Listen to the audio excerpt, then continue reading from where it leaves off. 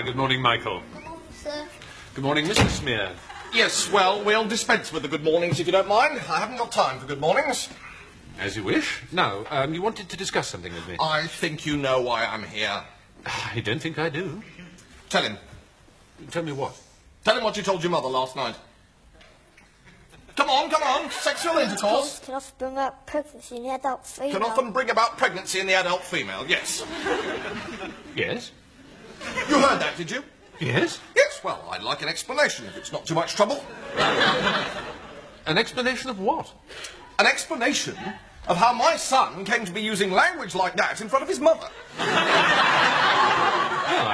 I assume it's something that Michael's been learning in his biology classes, is that right? Yes, sir. Yes, with Mr. Hent. Glad to see some of it's sinking in.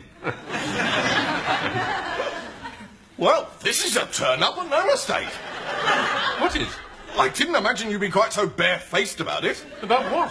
I came here today to make a complaint about my son being exposed to gutter language in the playground. I am frankly staggered to find that this is something he's actually been taught in a classroom. I mean, what is going on here? Well, we're trying to teach your son. Are you indeed? Trying to teach him what? How to embarrass his parents? How to smack himself with heroin? What? Mr. Smear, I can assure you we have no... Call yourself a school? Well, I don't actually call myself a school. Don't be ashamed of yourself, filling a young lad's head with filth like that. Well, let me tell you something about the real world. You're here to provide a service. Well, that's quite right. Oh, well, that's quite right. Yes, well, I'm not happy with it. I'm not happy with the service you're providing. Would you rather that Michael didn't attend biology classes? Well, certainly I would, if those are the kind of lies I could expect to hear repeated at the dinner table. They're not lies, Mr. Smear. Oh, aren't they? Aren't they? What? Sexual intercourse can bring about pregnancy in the adult female? Well, that's quite true. True, my arse. It's nothing more than a disgusting rumour put about by trendy young people in the 60s. Trendy young people in their 60s? In the 60s. That's when it all started, people like you. I can assure you, Mr. Smear, that sexual reproduction has been part of the biology syllabus for many years. I don't care about your blasted syllabus. What good is a blasted syllabus out there? Where? Out there. The Arkwright Road? Arkwright jungle, I call it. Well, what would you rather we taught your son? I would rather you taught him values, Mr. Casalingua. Values. Respect, decency, standards. That's what you're here for. You're not here to poison my son with a lot of randy sex talk. Michael definitely is your son, is he? Well, certainly he's my son. Well, then it's safe to assume that at some stage you and Mrs. Smear must have had sexual intercourse. Right, that's it. I've had enough of this. I'm going to knock some sense into you myself. Well, you're going to fight me now, eh? Yes, I bloody well am. I'm not going to stand for this. Well, do you mind if I do? Talking like that in front of the boy, you're a bloody disgrace. Mr. Smear, how can Michael be your son if you and Mrs. Smear have not had sexual intercourse? Michael is my son. Yes? In the normal way. And what, in your opinion, is the normal way to have a son? If you're trying to trick me into sexy talk,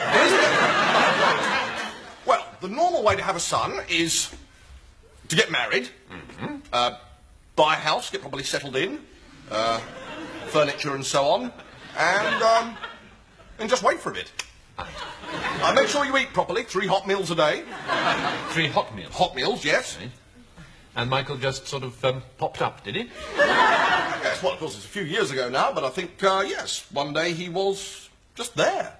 And at no stage did you or Mrs. Smear engage in any act of sexual intimacy? Yes, it's very hard for you to believe, isn't it? It's very hard for you to believe. But there's still some of us who can bring a child into this world without recourse to cannabis and government handouts.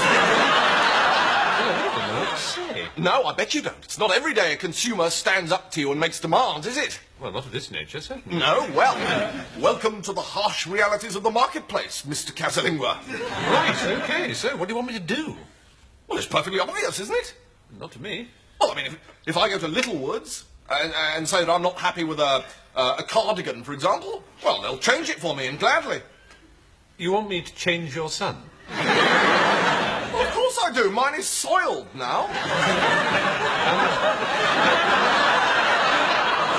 I'm afraid we don't have any spare sons. Typical, isn't it? Well, what have you got of equal value?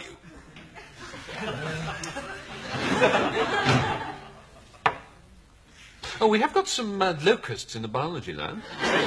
Locusts? Do I have your assurance that these locusts will not embarrass Mrs. Smear at table with foul language? How many of them are there? Well, there are 2 at the moment. What do you mean at the moment? Well, they're married, you see, and they've bought their own cage and some furniture and have settled down and are having 3 meals a day. Hot meals? Warmish. So Mrs. Smear might one day become a grandmother. It's a distinct possibility. She'd like that.